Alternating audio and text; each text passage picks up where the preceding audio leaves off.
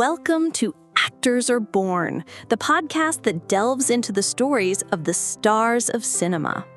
Today, we turn our gaze to a woman who became the epitome of Hollywood glamour, a silver screen siren whose luminescence continues to captivate us decades after her untimely death. We're talking about the one and only Marilyn Monroe. But who was the woman behind the iconic image? Beyond the breathy voice, the platinum blonde hair, and the dazzling smile, there was a complex, intelligent, and often troubled individual named Norma Jean Mortensen. Born in Los Angeles on June 1, 1926, Norma Jean's childhood was far from the glittering world she would later inhabit. Her mother, Gladys Baker, struggled with mental health issues and was institutionalized, leaving Norma Jean to be shuttled between foster homes and an orphanage.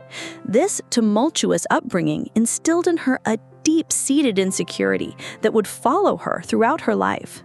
To escape a return to the orphanage, at the tender age of 16, she married her neighbor, James Dougherty. Her path to stardom began unexpectedly while working in a munitions factory during World War II. A photographer discovered her, and soon Norma Jean, the factory worker, transformed into Marilyn Monroe, the successful model. This new career, however, led to the end of her first marriage. Marilyn's acting career began with minor roles, but her charisma was undeniable. She gained recognition for playing blonde bombshell characters in films like Gentlemen Prefer Blondes and How to Marry a Millionaire. These roles cemented her image as a glamorous, albeit sometimes ditzy, blonde. One of her most unforgettable cinematic moments came in The 7-Year Itch, where she stood over a subway grate, her white dress billowing around her, an image that has become iconic in film history. However, Marilyn yearned to be taken seriously as an actress. She grew tired of being typecast and moved to New York to study acting at the prestigious Actors Studio with Lee Strasberg. Her determination paid off with more dramatic roles in films like Bus Stop and The Misfits, which was written by her third husband, the acclaimed playwright Arthur Miller. Marilyn's personal life was as scrutinized as her career. Her second marriage to baseball legend Joe DiMaggio was short-lived, lasting only 9 months.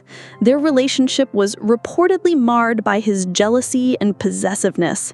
Her third marriage to Arthur Miller was a meeting of minds, but it also ended in divorce. Tragically, Marilyn desperately wanted to have children, but suffered miscarriages and an ectopic pregnancy. Beyond the headlines, there was a side to Marilyn that many people didn't see.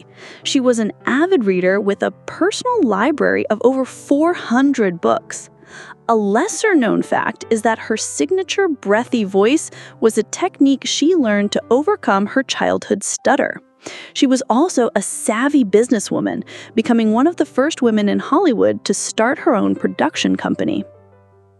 Marilyn Monroe's legacy is immeasurable. She remains a global icon, a symbol of beauty, glamour, and the golden age of Hollywood.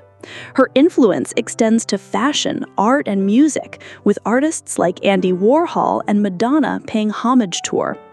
But perhaps her most enduring legacy is the conversation she started about the pressures of fame and the objectification of women in the entertainment industry. Tragically, Marilyn Monroe died on August 4, 1962, at the age of 36 from a barbiturate overdose.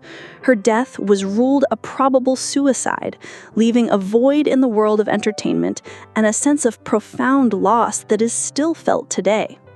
Marilyn Monroe was more than just a movie star. She was a phenomenon, a woman who, despite a difficult start in life, rose to become one of the most famous and beloved figures of the 20th century. Her story is a poignant reminder of the complexities of fame and the human heart that beats behind the public facade. Thank you for listening to this episode of Actors Are Born. Join us next time for another portrait. Thanks again.